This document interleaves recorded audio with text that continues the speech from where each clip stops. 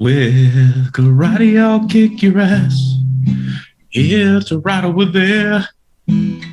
Oh yeah, motherfucker, gonna kick your fucking dairy, yeah, yeah. You broke the rules, now I'm pulling out your pubic hair. You motherfucker. You stupid puta. Hey, what's up? Is Mikey Likes You? Pero I'm Rudy Cisneros. And most everybody, including Mike's wife, that Heina with the big ass, Bianca, likes me better than him. So I thought I'd start off the show just me. Because I have a lot to say about mira pinche fitness and health and shit like that. And I'm buffer than Mike is and better in every way. Mostly because in my chones there's so much more meat than with Mike.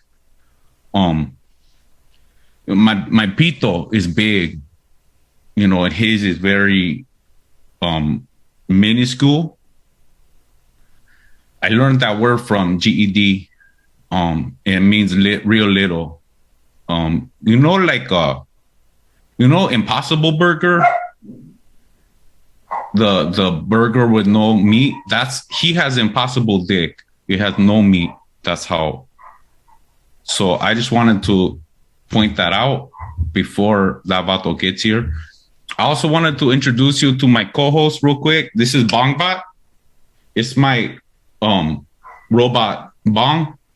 And how vatos have service doggies and shit that go with them everywhere. That's my service robot Bong, Bongbot BBX 420. That's the model number if you want to get one of yours, but mine's custom, it's got spokes and shit. So I want to talk to you about Mira Fitness because I know that's what this show's kind of about and shit like that. My wife, sad girl, she had a tremendous fupa. It was big, I remember one time we were at the Santa Fe Spring Swap Meet and this vato came up and he's like, congratulations. And she's like, what the fuck are you talking about, dog? And there was a moment where he paused and turns out he just thought she was pregnant, but she's fat. She had a floppy panza that came over. She had a dope belt that said SD on it, it was cloth belt, and her panza, her fupa went over in big way, and she was not pregnant, I remember how hurt she was, she was crying and shit like that. And, I tried not to be too reactionary, vato, you know what I'm saying, dog? But I just, I handled it like a mature man. And me and my cousin, ceiling fan, we stabbed him and we took his body, we buried it out by Bun Boy, by the state line on your way to Vegas. Probably shouldn't have said that out loud. But either way, I remember how hurt my wife was, because she clearly didn't look the way she wanted to and she was ashamed. And being overweight or not having the mira physique you like can be hurtful. So what I did was, I watched her because at first she tried mira pinche Weight Watchers and La CrossFit and Barry's, the boot camp from Barry, and none of it was working. She was still quite floppy. Her chichis would touch her belly button somehow. And I don't know how that happened because she has A cups, but somehow they still were down by her belt. So she was floppy and not very juicy. And I watched her struggle. So I started taking methamphetamine scante, and I would sprinkle it in her horchata and in her fucking eggs and shit like that, without telling her. And I just want to say it was a miracle. She lost 128 pounds in 6 weeks, so if you're in the market to lose a lot of weight, this could be your solution, a little methamphetamine. Now, I have to give warnings. She did think that there were bugs in her skin, and she cut off her leg. So now they call her scurvy, because she's a pirate puta, because she has a wood leg. She walks around the hood with a wooden leg. It's dope. I mean, I put a placazo on it. We graffitied her leg. It looks the Virgin Mary all over it and shit like that. Pero either way. And she choked my aunt Lupe. She choked her because she said that she was a demon. So there are side effects. She has dentures now too, but the weight came off, so I just want to be a solution maker, not a solution taker. Right. So you know what they say, women can't live with them. Go Dodgers. All right. I'll go get that fucking puto Mike, that bitch ass, and then you can continue your show. Hey, bitch ass. Hey, más puto. Yeah, all right. Thanks, Reed. Yeah. Did you say everything you want to say? Okay. All right. Great work.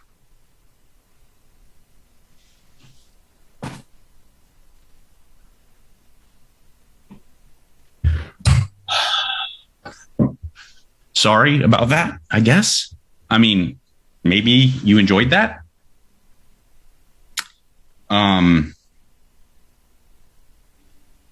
I'll be very honest. He's my cousin, and I'm scared of him, so I just let him do what he'd like to do. Welcome to Mikey Likes You. I am Mike, the Mikey that likes. You are who is liked. And big show today. I was going to have Jared from the Dirty Heads on. He's on tour, so needless to say, it was chaotic and things didn't line up. But that's perfectly okay, because I actually had a lot of things I wanted to talk about, things that I've been seeing, trends, problems that people are having, especially with a lot of my top tier clients on Patreon. The top tier clients, essentially, I become your personal trainer, be it virtually or in person if you're here in Southern California, and take care of everything, nutrition, training programs, habit forming, the whole thing. Part of that deal is that you get as much access as you'd like to me, as much as you could tolerate, I think. But people, they're constantly emailing me questions, asking me questions, whatever it may be. And there's a couple things that I wanted to really address so that I can clear up what I think to be some serious misunderstandings when it comes to physique transformation. The first one is training. It has to do with training. And that is, I've had far too many, 10%, which may not sound like a lot, but if you're talking about 100 people, think about it. 10 people are consistently hurting themselves when they're lifting weights. Of course, it's understandable. If you're trying to push yourself and you're trying to achieve excellence and really make a change with your body and with your mind and the whole thing, you want to do more, you want to go heavier, you want to push harder. But there's something that you need to understand. And, anyone from Dan John to Mark Ripito, real experts in the field of the iron game will let you know that a lift, regardless if it's a simple one like a bicep curl or if it's a barbell back squat, a lift done with proper form is utterly injury-free. Okay, so if you're hurting yourself, especially in the lower back, the lumbar region, or in the shoulders, one of two things is at play, or both, and that is body dysfunction, or an unalignment or an injury, something that was pre-existing, or bad form. And often one leads to the other, and it's kind of a chicken and egg argument. If you have a bum, lack of ankle mobility, that's going to lead to you doing other things up by your hip area and in your upper back when it comes to squatting. Or if you have bad thoracic mobility, it's going to lead to you putting your lower back in a bad position when you're deadlifting, things like that. So you don't know necessarily what's leading to the bad form. Just know that something is off when it comes to the training itself. Squatting is hard. Doing it right is hard. And that is why if people start working with me, or if they even ask me advice, you have to kind of earn or at least achieve a certain level of alignment and mobility to start back squatting. And there's no shame in that. That's almost all humans. There are things you can do to work around them. I've been putting up a series of these exercises on my Instagram. Things like the VMO squat, where you do it on a slant board, things like the split squat, the knees over toes split squat. All of these things are going to strengthen up the quad area around the knee, and they're going to loosen up your hip flexors. They're going to loosen up your Achilles area in your lower ankle. These are things that are going to make it easier for you to then actually achieve a back squat and do it in a way that's not only not going to hurt yourself, but is going to deliver you the benefits that you're looking for. Deadlifting, on the other hand, is not hard. We make it hard. And mostly when I refer to we, I'm talking about guys, because chicks, by and large, of course, you can't make any generalizations, but by and large, typically women are better at self-control when it comes to choosing their weight, and they don't let their ego get in the way. I honestly don't think that that's in any way like a chauvinistic statement or a gender specific generalization. Guys' ego, especially in the weight room, tends to get in the way a lot more than it does with women. I've been working very closely with my wife now for about 8 weeks. She looks amazing. She has been doing nothing but really demanding intricate compound lifts, like the barbell back squat and the deadlift, Romanian deadlift, things like that. And she's very good about understanding her limitations and then staying within them and then executing things with perfect form. For many years, I've probably been lifting weights seriously for 20 something years. I spent 15 years lifting like an asshole, allowing my ego to get in the way. The deadlift is not as technically difficult as people make it out to be. And if you're hurting yourself, there's one reason, and that's because you're using too much weight. You are not deadlift by virtue of getting the bar off the ground and to your dick area. You are not deadlifting.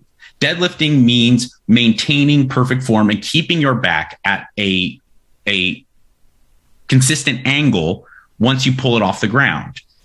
You pull, and your hips and your back should be moving at the same rate. And if you pull and your hips go up and the back stays straight, that means it's too heavy. Then you're immediately putting undue stress on your lumbar region. So make sure you keep the bar as close as you can to your shins, sometimes even scraping. And that when you get that angle and you're ready to pull, deep breath, hold it in your diaphragm area, keeping your torso stable with that breath. Pull the bar, and your back, if it's at this level, stays that way as you come up. Okay. It does. As soon as you start to flatten out, because your hamstrings and your glutes take over for the lift, you have failed, and you need to tell yourself, I can't lift this and I'm going to hurt myself. There's no shame in lowering the weight and really getting meticulous. I mean, taking the time to analyze what you're doing and be realistic about what you want to achieve. And if you want to achieve something to impress people on Instagram, you've got it all wrong. That's not what weightlifting is about. Weightlifting is about bettering yourself, making yourself stronger, making yourself feel better, getting that endorphin high of gradually achieving more and more. And that graduated exposure to more and more stress is what you should be after. And kind of jumping the gun and going too heavy distorts all of that. And it gives you immediate feedback. That's one of the great things, though, is that it does give you immediate feedback that you fucked up and you started to let your ego take over, because you won't be able to walk for the rest of the day and you won't be able to train for about 2 weeks. So that's just one of the things that I wanted to go over. Now, again, if you don't necessarily have the best understanding of the back squat and you end up hurting yourself there, that is partially on me because I shouldn't be assuming you're working with me. That's on me because I shouldn't have had you back squatting yet until you understand the lift. But if you're hurting yourself in the bench press, the overhead press, the deadlift, things like that, there's one culprit, and that is ego. Okay. And ego lifting is not cool. Instagram has made it cool because people like to show off to all their friends and they're searching for likes more than they're searching for muscle. But don't do that. Okay. And I don't say that out of judgment. I say that out of genuine concern.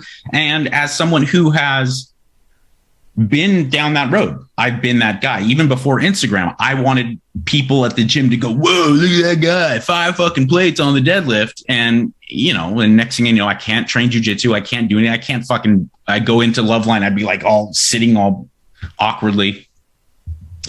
Ego is a real burden on pretty much every aspect of your life, but it comes with great clarity in the weight room.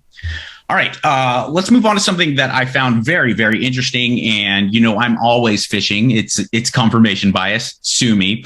I'm always fishing for really smart people in the fitness game who will substantiate claims that I've made or ideas that I propose. And one of those people that I always look to is Ben Greenfield. He is a psychopath. In a good way, because he uses himself as a lab rat, and he does it. I think, I genuinely feel, and I've met Ben. He was nice enough to come on my former podcast with Dr. Drew, the Swole Patrol, which was another fitness podcast. He's a really intellectually curious guy who's fucking shredded, and he's done all the blood work. He's natural. He's a guy, he's, 40 years old, and he looks amazing head to toe. It's not just muscles, which plenty of you have seen these people, men and women, who their body may be shredded, but their fucking face is all distorted and their skin is hanging off them like a leather satchel, like an old Native American purse. But no, Ben genuinely looks 10 years younger than he is, and he's in great shape. He's in great physical condition on top of being in supreme health. He put up a post, and I encourage you guys all to check out his Instagram at Ben Greenfield, or Ben Greenfield Fitness, I believe it is. He put up the 12 steps to peak health. And I just wanted to point out something. The 12 perfect health fundamentals, my primary principles for optimizing your lifespan and health span. Okay, so when you look at that picture of Ben, as we put up here, the guy's just shredded to the bone. He looks amazing, and you're thinking of his 12 fundamental health principles, and certainly my mind would go to heavy weight training and eating nothing but kelp and all his. Number one. And this is from a man who was a competitive bodybuilder and competitive endurance athlete. Number one is walking. I put up a post on my Instagram at Mike Catherwood and also at Mikey Likes You 1, the number one, just last night of my iPhone readout of my steps. And, it's 12,000 averaging, every week and every month. And my main point with really hammering home to you guys and gals that walking is that important and that advantageous to you, regardless of what your goal is. If you're a skinny dude who wants to bulk up, if you're a person who just has that extra 10, 20 pounds that you want to lose, there's this immediate assumption that you have to just kill yourself. And that a lot of people, most everyone actually, in that initial stage, you're like, I just got to run miles. I got to do high intensity intervals all the time because I just need to change this. I'm so desperate to make it happen. Understand that the Homo sapien, what we all are, is an endurance machine. We are not strong. In comparison to other primates, other mammals, and just in the animal kingdom in general, we are not a strong animal. Sure, Martin Licis and Half-Thor and all these people can achieve something that is exceptional in the world of strength, but take, Half-Thor or Martin Licis or these people, Mark Bell, these people who are just massively strong, compare them to a 180-pound chimp, and we are pussies. A chimpanzee will rip your fucking arms off without breaking a sweat. I saw an old film. I wish I could find this. I can't find it anymore, but someone sent me probably in like 2010 a video from like the early 20th century, all black and white and stuff. A bunch of guys in the back smoking pipes in full suits. It was old, of a chimpanzee just like casually pulling a train with a rope, sitting down with one arm. It's just like this, just pulling the fucking train.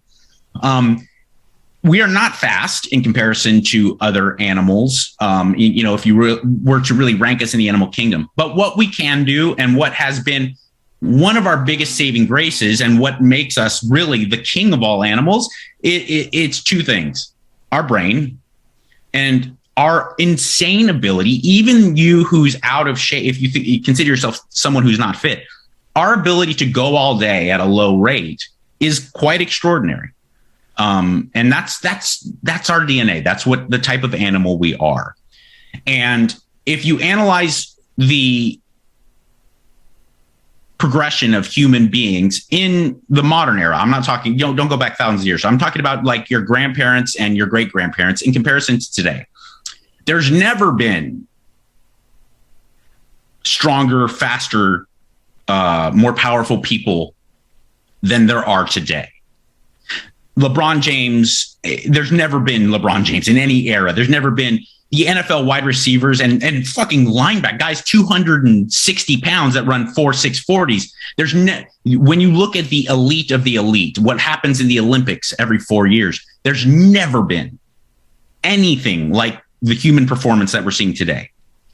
But if you analyze the average run-of-the-mill man or woman, we've never been more out of shape, ever. You look at the presidential fitness test from the 1970s, 60s, 50s, 40s, 30s, whatever. Kids, by and large, naturally could do tons of pull-ups and run 6-7 minute miles. It was not uncommon. The average 35-year-old male today is a giant sack of shit compared to the average 35-year-old male in 1968. Why is that? Technology and lifestyle have changed it so that we move far less. It was very, very uncommon for someone to hold a white-collar job in 1940. Every dude out there went out and swung a hammer and drove heavy machinery and did it. And then there was the rare exceptions of the man who was an attorney or a banker. And I hate to be so gender slanted, but we're talking about the old days. Most women didn't work, and the ones that did, they were still moving around. Even the average domestic housewife if you go watch I Love Lucy, there's a big difference between washing the dishes and vacuuming and doing those things in 1955 than there is today, because technology has advanced so greatly. People move less. You cannot forego that natural, instinctive, and very chemically appropriate idea of constantly moving with intense bouts of focused exercise by going to the gym lots and then doing more and then sitting at a table for 18 hours. And then your kind of recreation time for most of us, myself included, I'm not talking shit. This is reality. Our recreation is what? Netflix, the internet, these things, the idea of just going for a stroll for recreation is a thing of the past. So I wanted to really hammer home this idea that Ben Greenfield points out, and that I've always been saying, that exercise is just sweating. I want people to avoid that. There should be two forms of concerted efforts when it comes to training physically. There's training, which is calculated, scalable, and focused. And then there's recreation. That's getting around with the buddies on the weekend and playing pickup basketball. You join a adult soccer league, a kickball league, whatever it is. I think all adults should aim to do that more. Have fun physically. I love Netflix. I love cinema. I love all that stuff. I'm not saying avoid it. It's amazing. What I'm saying is that try to carve play into your life. That is recreation. Training happens in a gym, or if you have, you train outdoors, whatever it may be. And that is, I'm taking this 30 to 45 minutes and I'm going to do these exercises. I'm going to do them with this weight and this rep, and I'm going to scale it, and I'm going to be able to improve over time. It is focus. It is highly considered. It is not just showing up and sweating. That will lead to the snake eating its own tail and that endless cycle of frustration.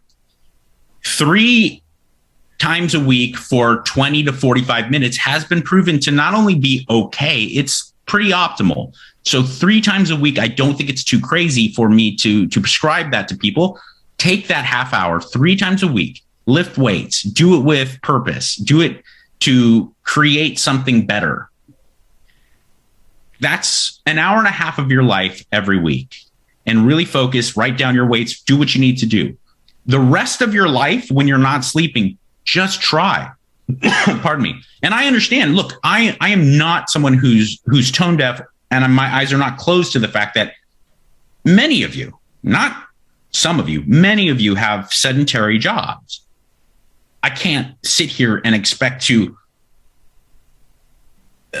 prescribe or even be judgmental of people who don't have the ability that I have, or friends of mine have, who live kind of casual lives, in the sense that I don't have a rigid schedule. I mean, I'm a busy guy, but I don't have a rigid schedule. It's pretty easy for me to say, okay, I'm going to wake up at this time and get a walk in before I go to the gym, and then I'll have a cup of coffee and I'll do my thing, because I schedule myself. I understand if you're working in a cubicle, if you're driving a truck, if you're doing things where you have to sit down or be stationary for long periods of time to pay the bills, that's fucking life. And I get it. And I'm absolutely aware and sympathetic to that. What I am saying is that within that, because we all have to pay the bills, we all have to make a living, try your best. It's not as demanding as you may think. Every hour that you're at the office, take another 5 minutes to 10 minutes, walk around the office, dance a little bit.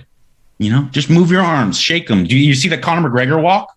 It's not just brash arrogance. There's some real method to that mayhem. What he's doing, he's loosening up his thoracic area, the upper back, and kind of dislocating his shoulders from that, so that when you throw a punch, you're not tight. He's loosening that up. Hickson Gracie's been doing it for 30 years. And it's just movement. It's keeping your body moving all the time. I love to jump on the trampoline with my daughter. I love to pretend to be Octopus Man when I go to the park with her and her friends, and I chase them around. And it's just, there's a constant idea of staying moving. Every time I do long-term podcasting, or if I'm working on the computer trying to write to clients, I just look at my clock, and every 20 or 30 minutes, I do 10 body weight squats. I walk. I have 3 dogs, so I try to walk them a lot.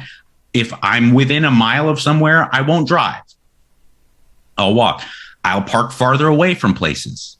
And you start to just find different ways. Everyone's smartphone, everyone. Okay. So you may be saying, well, I don't have a fucking pedometer, asshole. I don't want you to. Everyone's smartphone has a pedometer on it. It's in your health section for Apple. And I don't know much about, I just know that Androids have it. Okay. I don't know where you find it, but everyone's smartphone has a pedometer, and I just stay moving. I often fail, but I always try to do different carpentry and kind of manual labor around my house, just to get that movement in, to keep myself going. Like I said, I will fuck it up usually and then have to call a professional, but I give it a shot. These are things, and this type of movement, which is called NEAT, non-exercise activity thermogenesis, non-exercise activity thermogenesis, is actually more important and more appropriate to human movement than your boot camp or your circuits or whatever it is you're doing. This is how you find long-term sustainable health. It also has a remarkable metabolic benefit that most people overlook. If you make a commitment to 10,000 steps a day, okay, which is kind of a very common number that's thrown around, in a year, that's an exorbitant amount of calories that you've burned that you wouldn't have if you just lived a normal, sedentary, classic, traditional modern American life. And you did it without really putting any taxation or compromise to your training recovery, your actual training. And you did it in a way that has been shown time and time again with ample and conclusive scientific proof to also increase your mental and spiritual health. Regardless of what school of mental health you study, whether it be some guru who talks about Eastern philosophies, or if it's your psychiatrist in uptown Manhattan, everyone conclusively agrees that exposure to the outdoors and movement is one of the most important parts of mental health. So it's a beautiful, amazing, comprehensive benefit that comes in this nice little package that is low level, low intensity, constant movement. Okay. That's all I wanted to kind of get forward with that as far as that idea goes. Now, another thing that I'm aware of and my eyes are open to, I live in Venice Beach, California. 10 months out of the year, every day of those 10 months, I can go out and play in the sun and do my thing. Some people live in Milwaukee. Totally get it. But what's number 2 on Ben Greenfield's 12 kind of steps to long-term health? Cold. Exposing the body to extreme cold and exposing the body to extreme heat have been shown to be incredibly beneficial to all the chemicals internally and to long-term health, telomere length, all that stuff, that geeky kind of health, longevity stuff. I live on the Northeast, and I lived for about a half a year in Minnesota, so I understand. It's also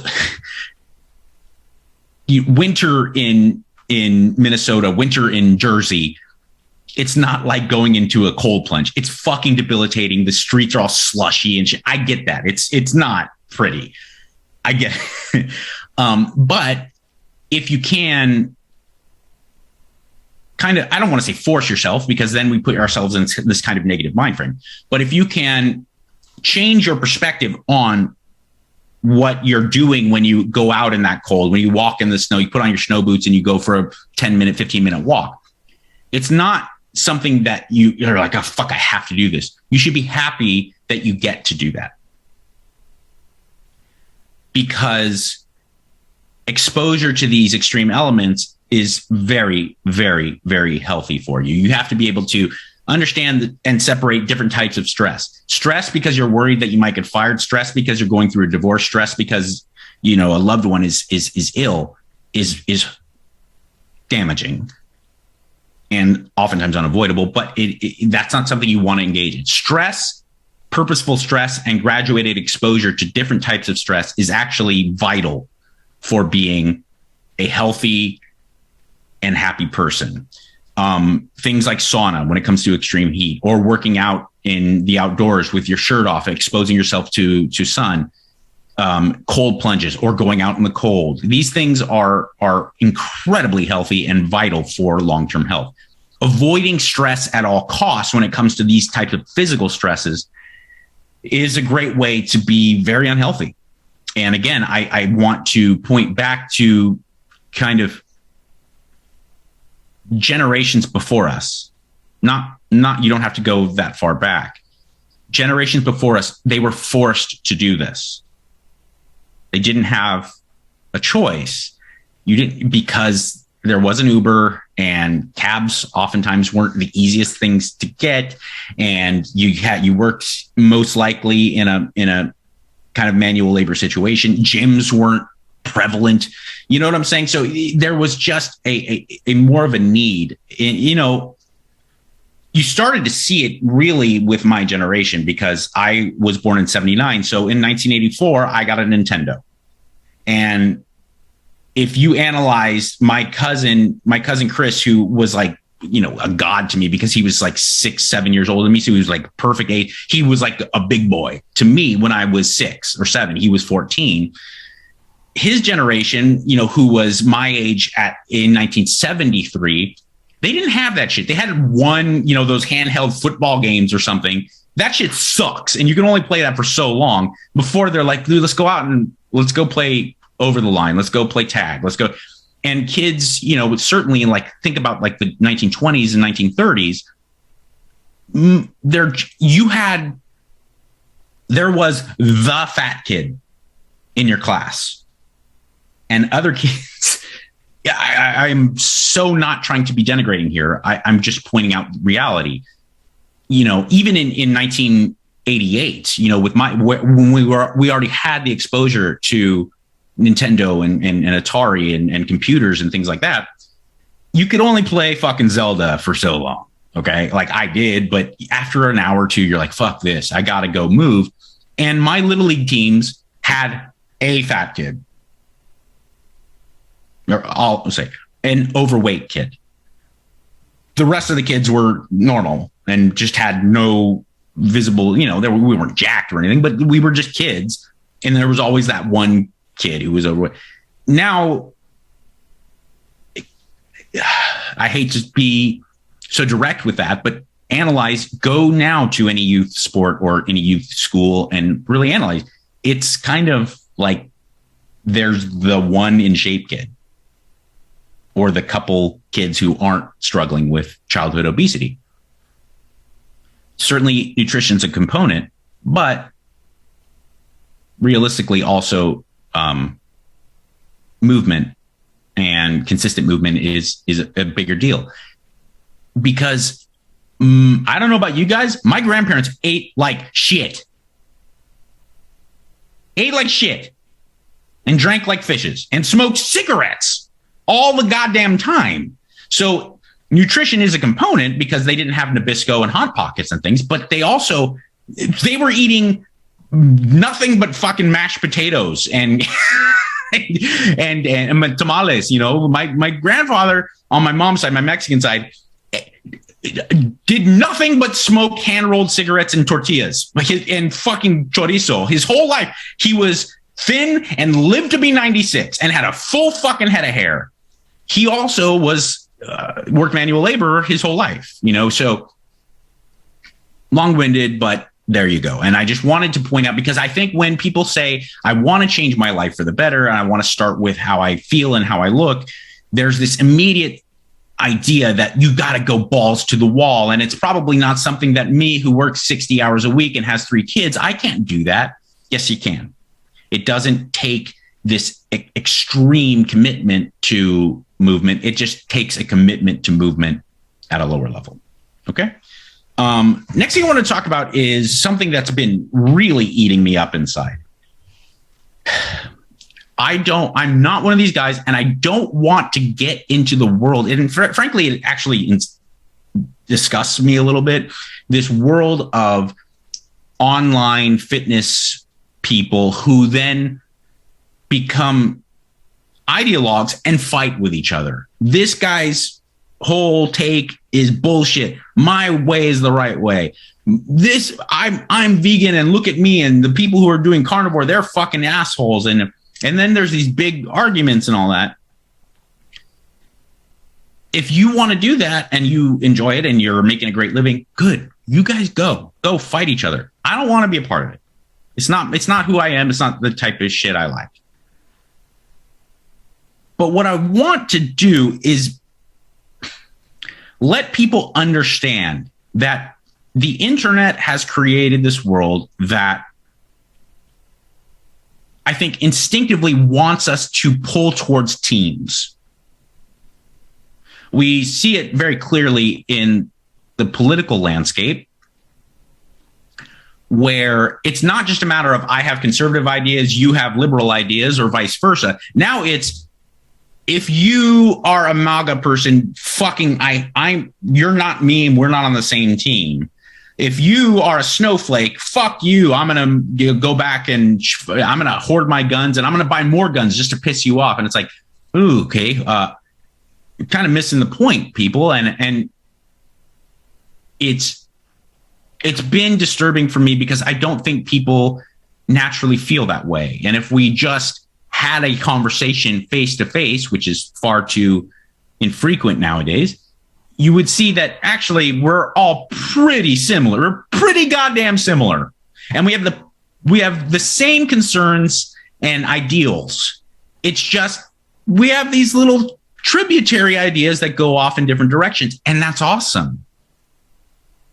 And that should be embraced. And then we can learn from each other and be, instead of this idea now where I'm starting to see people with soybeans in their Twitter avatar or a ribeye. And it's like, if you eat plants, you're a fucking moron. Don't listen to this guy. Everyone cancel him. Or vice versa. If you eat animals, you're not healthy and you're a dumb shit. And everyone look at this animal who eats animals. And the keto people say like carbs are the enemy. And if you have an apple, you're fucking your whole health up and insulin is destroying you. And the high carb, low fat people are like, the keto people are fucking idiots because this amount of saturated fat is destroying it. Food is nourishment. We all need it. There are really, really small amounts of necessary, kind of obligatory ideas that you should adhere to. And outside of that, it's really about what do you like to eat that makes you feel good and makes you look better in your eyes, that falls within this very limited, small, narrow margin of things that are unavoidable. That narrow margin is calories and protein intake. If you want to lose weight, you have to be in a caloric deficit. That's not open for debate. And if someone tries to debate you with that, don't listen to that person. Having a higher level of protein intake is necessary to be lean and muscular and lose body fat and to maintain it, for myriad reasons that we've talked about before. Higher thermic rate of food, meaning that it actually takes more energy to digest protein than other macronutrients, the other two macronutrients. Also, protein synthesis. If you're trying to lose weight and maintain muscle mass or even gain a little bit, you need higher protein to initiate protein synthesis. So there's these major reasons that protein needs to be higher and calories need to be lower if you want to lose weight, and calories need to be higher if you want to gain weight. Outside of that, get to those two little fucking criteria however you want. And don't be judgmental or shit on the people who want to do it a different way. Look at it and translate it to something like social issues or politics. Be good people, be concerned about the general well-being of mankind, take care of your family, and don't rape and murder. To me, that's pretty much like that's about it. That's all you got to do. Don't break the law. Try your best to make the next generation be happy and healthy. Outside of that, what do you care if you grew up super religious and someone else is gay? You know what I'm saying? Like just there's the basic ideas that we can all agree on. Don't hurt other people and try your best to protect children. The other outside shit is like, that's your business. And if you like investing 60% of your taxes into social services and you idealize America as being a more socialist place, okay, good for you. Fuck yeah. If you're super right wing and you're like, you know what, I wish I paid less taxes and private corporations took care of most everything, okay, awesome. Are you nice to people? Are you concerned with general well-being of the public? Yeah. Okay. Okay. Awesome, dude. You do you. Okay. And the same thing goes for fitness and nutrition. I just am so upset that people think that they have to adhere to these stringent ideas that are purported by ideologues that are most likely trying to sell programs more so than they are trying to educate. If you are someone who genuinely enjoys eating higher fat foods and it keeps you more satiated, and because of that, you achieve a caloric deficit, keto your ass off. If you are someone who is disgusted by the idea of eating animals, or you just frankly love fruits and veggies and nuts and shit, and that by adhering to that and being vegan gets you to a caloric deficit and you lose weight and you feel better, do that.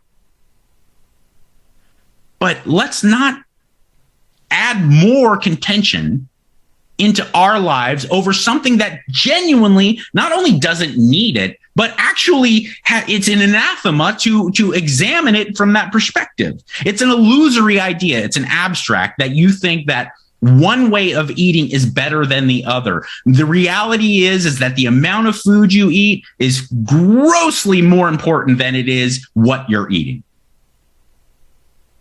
Okay? Keto works for you? Fuck yeah.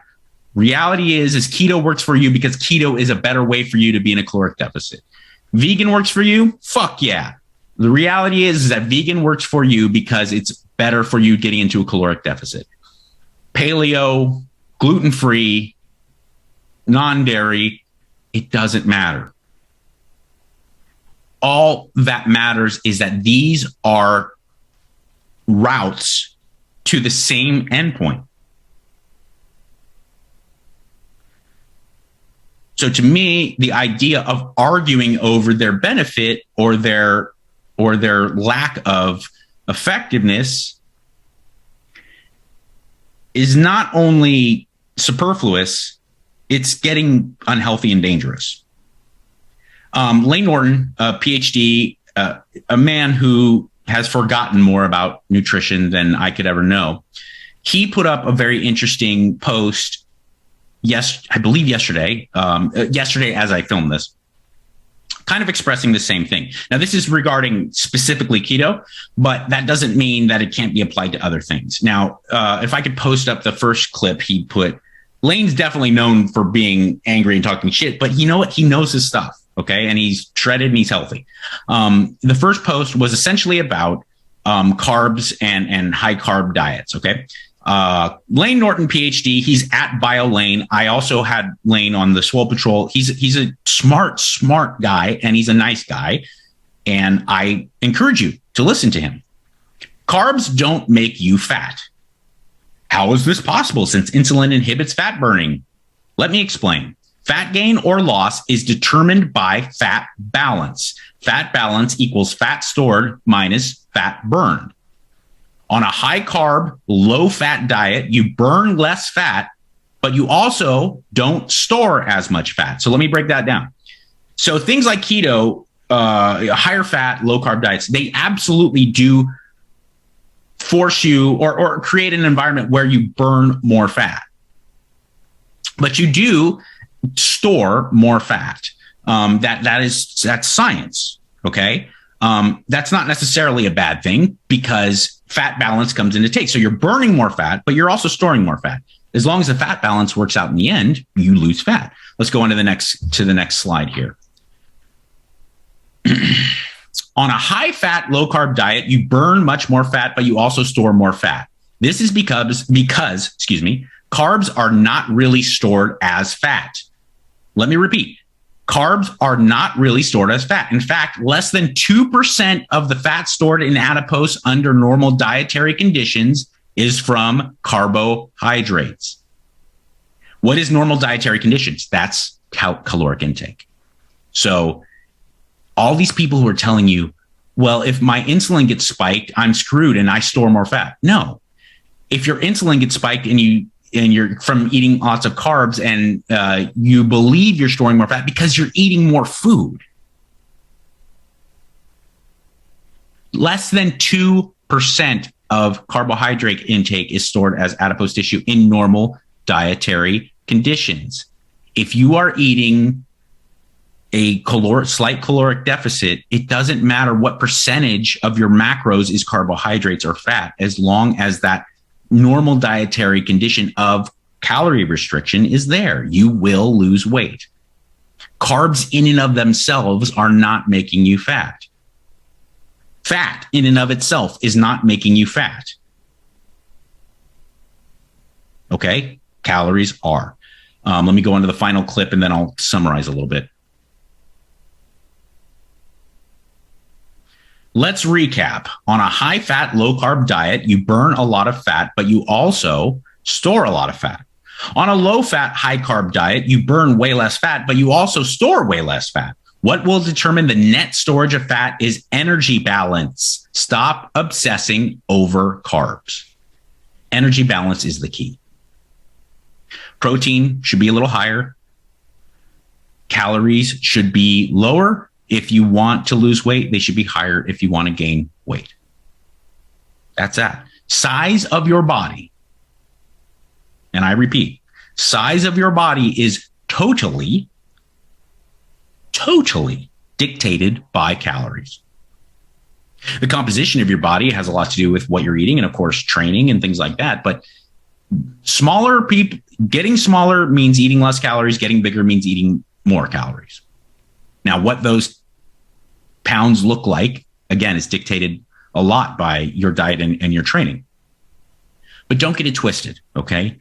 If you are someone who genuinely likes eating rice and potatoes and fruits and things like that, there is no need for you to avoid carbohydrates. They are not in and of themselves making you gain weight.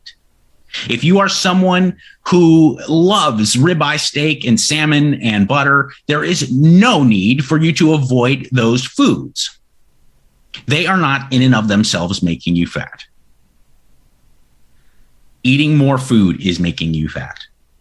Now, here's kind of the main key to unlocking long-term success. Really have a conversation with yourself and ask yourself, am I someone who can see sustainable success with eating high amounts of fat and lower amounts of carbohydrates? Or am I someone who can see much more sustainable long-term success eating higher carbohydrates and lowering the fat a little bit? Or am I someone like yours truly who sees sustainable long-term success eating a mixture of both and just regulating my calories? I love fruit. I love potatoes. I love beef. I love salmon. I love these things. What do? I mix and match. I don't do extremely high carbs. I don't do extremely high fat. I find a nice balance. I got my calorie set point. I got my protein set point. And in there, I mix and match. And I'll have a higher fat serving of protein at one point in the day, but later on, I know I have to taper off so that I can keep my calories down, and I'll have chicken breasts later. And, I make things I don't really measure the macros as much as I just measure making sure I'm hitting my protein. And then I just burped. And then within that, I kind of balance it so that the calories work out. So right after workout, I will have some coconut water and maybe a banana. Oh my gosh, insulin's going up. It doesn't matter, because by the end of the day, I'm still having 1,900 calories. And maybe before I go to sleep, I'll have, some Ezekiel bread. Oh my God, you can't eat bread. Yeah, I can. Yeah, it look great. Not, something else. But that's the truth.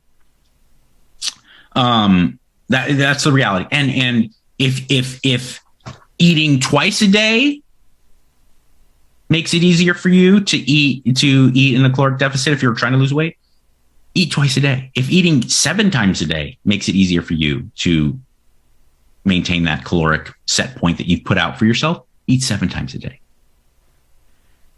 Don't let people who are ideologues for certain types of diet, don't let people who are ideologues of meal frequency, is intermittent fasting better than eating frequently throughout the day? No. It's better for you, maybe. Maybe it's worse for you. Maybe being starving till 2:00 in the afternoon is fucking torture. So don't do it. Maybe you have no ability to stop when you sit down and eat. Maybe you can go longer, but it's just so hard for you to sit down and have a 300-calorie meal and not just want to binge more. So then examine that. Maybe you only eat a couple times a day. I mix and match.